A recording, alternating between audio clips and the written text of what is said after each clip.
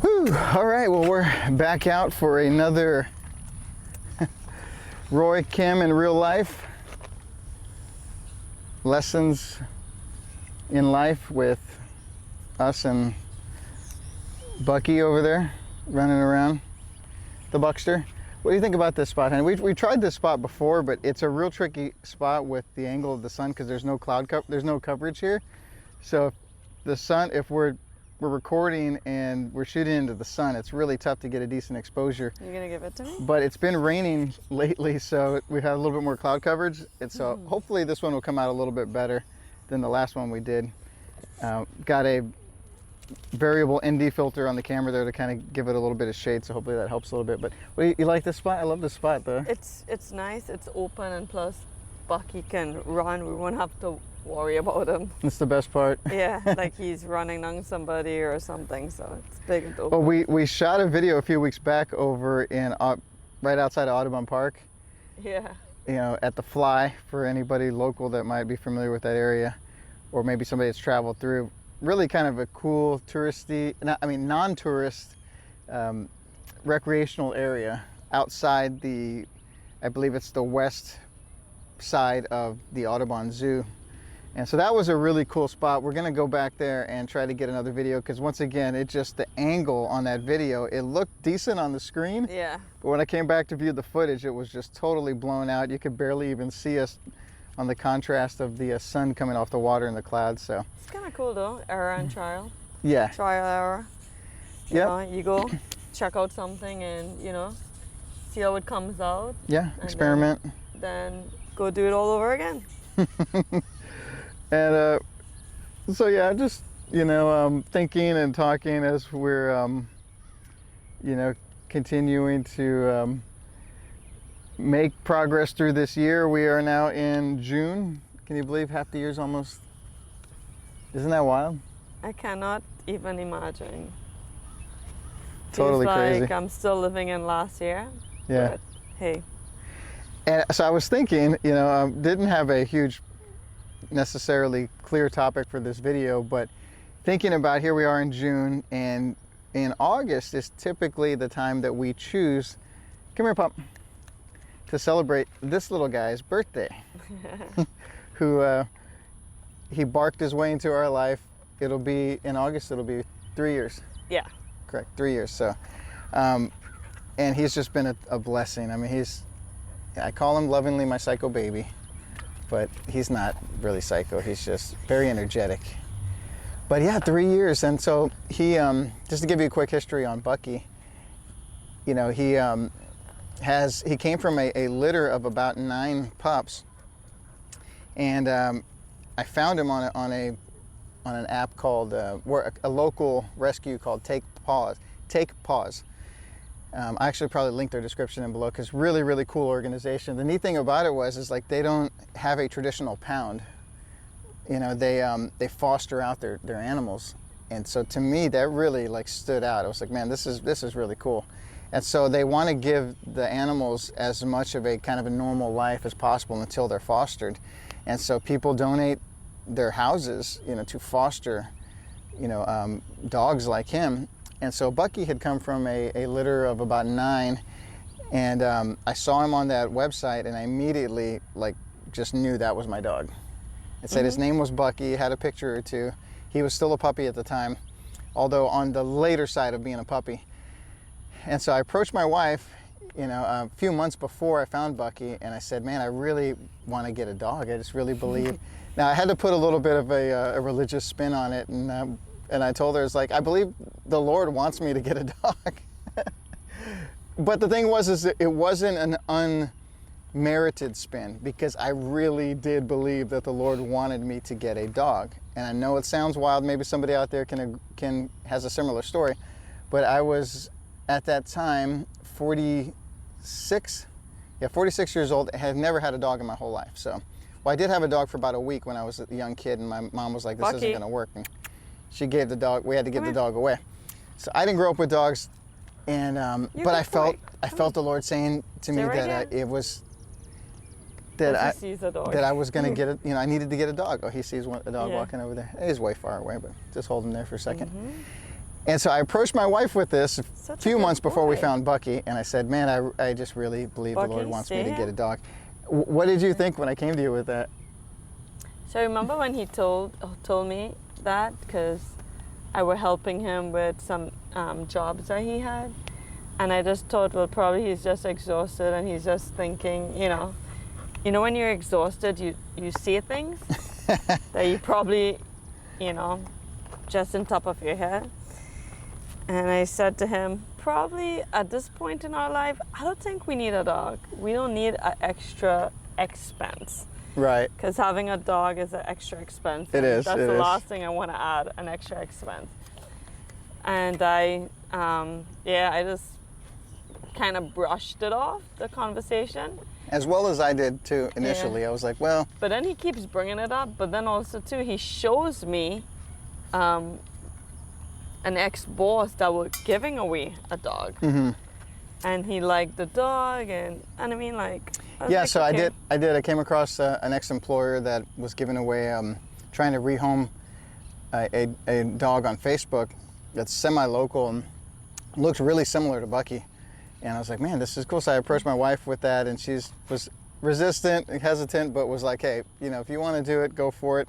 Wasn't exactly her blessing, but, and so I get the okay, contact the person, and just to find out that they already had the dog had found a home. And so there I was like, man, I got the permission and it's too late. And so I think she was kind of relieved. Yeah, I mean, at least I gave him a try. Right. I didn't be like, okay, like totally, ruled it out. I said, hey, go for it, we'll give this a try. Even though I was still like, 50-50, like, man, this is not a good idea. But it came with some rules and restriction. Hey, you take care of the dog, all right? Make sure everything is clean and you clean up after his mess and you do, and he was like, okay, yeah, sure. Well, either way, but I'm saying, so we didn't get that dog. So a few months go by and I kind of just let it go. And I had these various apps that I was looking through, Come on, Bucky. to find dogs locally, but I just let it go. And a few months after that, I started getting back on the apps again, and I just felt this urge in me, this really drive to purpose to get a dog, and I really did feel it was on a spiritual level that God wanted to bring this into our family. I mean, at this time, like we didn't have children, it was just her and I, and so it always felt like there was a missing component to our house. And I believed that this was from God to bring something into our house to kind of help fill that gap. So I started getting back on those websites, and man, I came across Bucky's profile, and I read his story that he was one of 9 that they were abandoned and found in an apartment locally that I think the people had been evicted, and so they go in there to clean it out. They find these pups in a small little crate. Bucky, don't go in the water. They'd been in there a while. Go get your ball. The lady that was actually fostering Bucky said that she received all of the pups, and Go get your ball. when she opened the cage, Get your ball. she got the cage straight from that apartment. When she opened the cage, they were so emaciated. They hadn't eaten in forever. They hadn't gotten out. They probably had never really been out of that crate. They couldn't walk. Their legs were not were not functional. And so she's just looking at them, and she tells me, and she tells both of us, she said, but all the way from the back of the crate, like a rocket coming out of a chute, comes a pup, dragging his back legs, using his front paws, and ran out of that crate as fast as possible, and it was Bucky. Mm-hmm. And so she tells us this, and then she eventually nursed them all back to health. And the day that we went to pick Bucky up, she was actually placing his last sibling. So his last of his siblings was being placed that day, and it was just, he was going to go back with her that day, and her personal dog that she had. And so we ended up getting him that day, so he never had to go back. Yeah. And go back to being the only. He got to come and be the center of attention at our house from that point on. And so But yeah, here we are at 3 years, coming up on 3 years of celebrating this little boy's birthday, and man, he's just been a real blessing. And I always used to make fun of, think to myself, maybe not out loud, but of dog people. You get these people who are, oh man, my dog, and their dog dies, and they got to take time off of work, and they it's like a member of the family, and I just didn't understand it. Yeah. And what was your take on dogs? Because you didn't necessarily grow up with dogs either. Well, I mean, we grew up with dogs. Like, we had dogs when I was younger, but they were more like guard dogs. Like, there would be the dogs that are outside your home protecting the property. It wasn't like dogs that were inside the house. So, I mean, I wasn't really a big fan of dogs because, like, when, growing up in the Caribbean, when you're walking home or walking the streets, the dogs would attack you or bark at you. So yeah, because I've always had this there's a lot of feral dogs and cats on the island. Yeah, it's wild. Roaming all over. So it's just one of those things, like, I didn't want a dog, so it just not something I thought about. Yeah. Never thought I would own a dog. So here am I. So here we are 3 years into it. Yeah. 2 3/4, because he was about 9 months when we got him. Into it, what's life been like with Bucky for you? How's he changed your life? How's the dog changed your life? Yeah, it's been really a big turnaround because he's just been having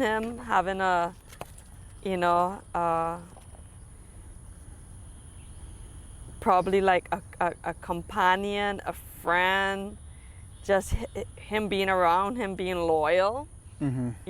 He listens to instructions carefully, and I think that's the reason why I like him a lot, is because he listens. Yeah, he's a most really of good, the time. He's a really he good listens. dog, yeah. He listens to instructions, and he's very obedient. Yeah. So it's really brought a different change. There's a lot of joy too, though. A lot of joy, a lot of responsibilities. Yes. And I think it's really caught on, because now it's like, well, you think about him, I gotta go home, gotta go give him his food, give him a walk, let him out. So you're always constantly thinking about him. Part of the reason we're sitting here doing this video today is because he's gotten so used to going out when her and I get home that if we don't take him, he literally starts to lose his mind. And so we just started trying to combine Go get the ball. a couple of the processes and trying to shoot some videos here and there when we take him out, let him kind of run around, because he literally will just stalk us around the house until we take him somewhere. And then he makes this song like it's a whining song, like, he starts, like, his breathing gets heavy. He can't control it. Like, it's like a person. A person out of control. Yeah. It's like a kid not getting what he wants, and he's like crying, which is probably not a good thing, but. Yeah, I mean, he really is like having almost a person around, for sure. But it hasn't been, and I think it just depends how you treat the dog too, or the temperament of the dog, because he came from, I guess he was a rescue, he was really skittish at first. So it took him about a month to stop shaking. I think like 2 months. Yeah, a couple of months. It was a solid month, 2 months before his tail came out. Yeah, because even when he's eating, he'll eat very quickly. He'll eat all his food very quickly. Guard his food. His tail was tucked in. And he really took to Roy first. And I think that is what kind of softened him up. Yeah. Yeah, and as he grew in comfortability with us, it wasn't like we got an out-of-control dog and had to tame him. Like, we got to grow him in that temperament. Yeah. And so while he is a little bit of a whiner and a baby now, he's not a troublemaker dog. He went through a small little phase where he'd like chewed the pillow. Yeah. Now every once in a while, we still have trouble with him like getting on the couches and stuff, but it's not like, he's not going around chewing stuff, peeing all over the place. Right, yeah. He's been a really, really good dog. And so, yeah, just thinking about, I guess on the broader theme of this was how unexpected change can be really good for you sometimes, because he was an unexpected change. Like, especially for her. Yeah, it wasn't planned at all. Yeah, I kind of a little planned him out, but all right, I had to adjust my mic there. Didn't clip on well, but yeah, I mean, I kind of had to plan him out a little bit, but it was still an unexpected change how he just was injected into our family. And so it just, we're just talking about, sometimes like we get so scared of change as people, we get in our ruts and we get used to the same old.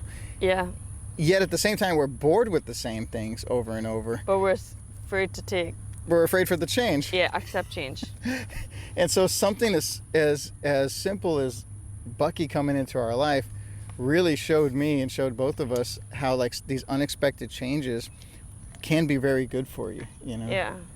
Because I was thinking like, okay, so, if we have to go like out of town, like what's going to happen? Like, and we're unable to, who's going to watch the dogs? I started to, think about all these things. What about we go to work? He's going to be in the house. But it all worked itself out. It just seems like there's a lot of people that are dog lovers. So we've always had like a friend or someone come stay at the house or stop by, check on him, walk him. And then we've really developed, like before we leave to go to work, we'll put him out.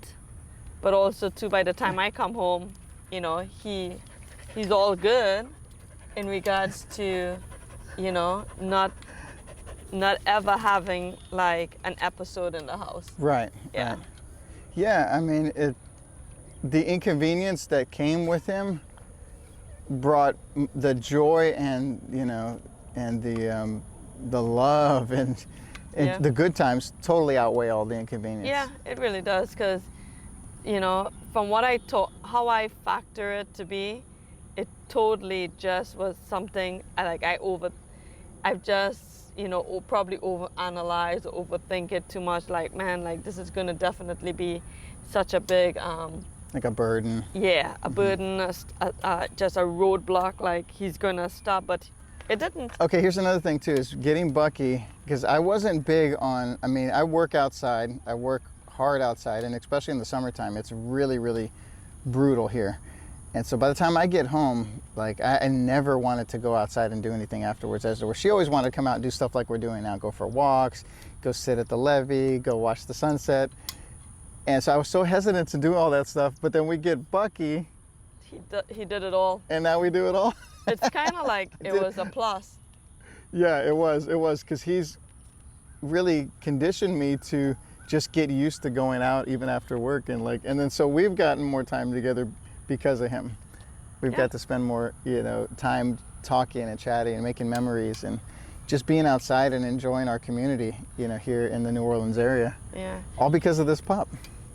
So, like unexpected change, it's it can be good. Sometimes it's probably not going to work out the way in which we intended. Not every change is going to work out the way we intended, but I think there's lessons to learn through that. Mm-hmm. We take the lessons to be learned and and apply it to what lies ahead.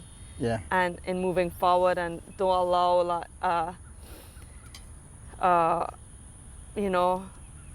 a change that could not be very successful bring a setback, and to just not propel you to want to try something else again. I think life is about, taking risks, taking challenges, and just stepping out and allowing that to be. It's kind of like an adventure, mm-hmm. in life, rather than we allow life to go by just with just one way of just doing things and just thinking, this just works for me, I'm gonna just keep it that way, which for some people, that's awesome. But I think we're talking about just, being challenged, looking to challenge yourself into something new, and mm-hmm. From the old.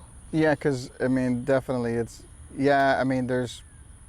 there's benefits to sticking to a pattern. We've talked about that in other videos, finding those patterns in your life. But I guess if it's one thing, I don't know who said it, but if there's one thing that stays the same, is that nothing stays the same. that things are constantly changing, even if it's just in little degrees. And so I think it's really just getting ourselves, keeping ourselves flexible for those changes that help us, I guess grow through them rather than looking at everything as a setback. Now there's a lot of things that happen to people. Obviously us being in ministry, being in pastoral ministries, we've counseled and talked with a lot of people over the years who have had just horrific changes that have happened. Whether it's a sickness diagnosis, loss of a family member, financial loss, and all these things. And so there's also that side of it where there's negative things that just come in that change right off the, that just take you for a kind of a sideswipe. But even in that, it's really embracing all the changes in our lives and looking for the positives in those things and the pluses in those things that help us to be able to get through the difficult changes. You know what I mean? And so I can appreciate, and I think even her, when we got Bucky, was able to appreciate the pleasant side of this change and welcome this change. And it keeps our joints kind of oiled, so to speak, for when the difficult changes come. We're not so stuck in our ways that when a hardship comes our way, it just totally floors us or knocks us over. We're like, okay, we had some good changes that came. There may be some difficult changes, but we just handle those the same way. The Bible tells us to count it all joy, when we face various trials. And I really think that's key, to having a happy and a prosperous life, in a spiritual sense. There's a lot of people who tie happiness to temporal things and physical things, and that'll only get you so far. But we want to have longevity with that. We want to be able to walk in a fulfillment and in a joy, and in a silly way, Bucky helped me learn a little bit of that and helped us learn a little bit of that. And so we love you, pup. Come on, we love you. Come say bye to everybody. Come over here. Oh wow, say bye. Well, when we do have his birthday party in August, we'll video that and let everybody see him with his little birthday hat on and eating his little pup cake. So, but yeah, just little thoughts here by the railroad tracks before we call it a night tonight. So, appreciate you guys. This is Roy and Kim in real life. Yep. We'll see you next time. Yeah. Take care.